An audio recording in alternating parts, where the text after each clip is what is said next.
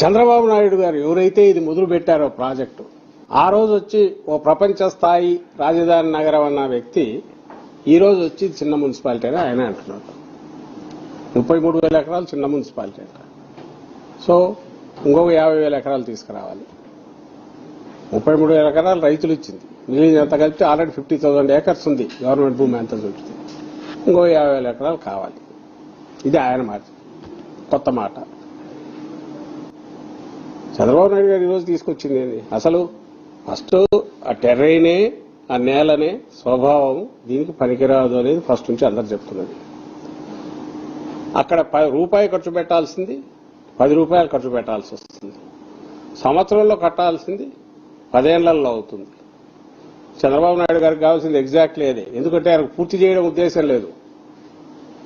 అలాంటి ప్రదేశంలో నిజంగా ఎవరైనా కట్టాలంటే వర్టికల్ పైకి పోరు. ఎందుకంటే నేల కుంగిపోతుంది, ఎంత లోతుకు పోవాలి, పైకి ఎంత పోతే కిందికి ఎంత పోవాల్సి వస్తుంది.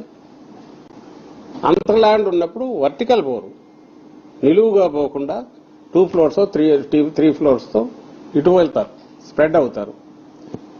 ఆయనకు అది ఇష్టం లేదు.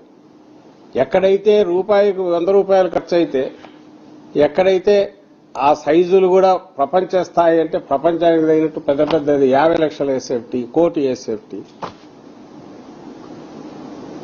అలాగే ఆ డిజైన్లు ప్రపంచంలో లేని ఇడ్లీ పాత్ర తలకిందులు పెట్టడమో, లేదంటే పిరమిడ్ తలకిందులు పెట్టడమో, ఇంకో రకంగా చేయడం, ఇట్లా చేస్తే అప్పుడు దీంట్లో ఎంత వేసినా పోతాంటది, ఎన్నేళ్ళైనా నడుస్తూ ఉంటది ప్రవాహం. దాని నుంచి సైఫన్ చేసి పక్కకు తీసుకోవచ్చు. ఇది ఆయన ప్లాన్.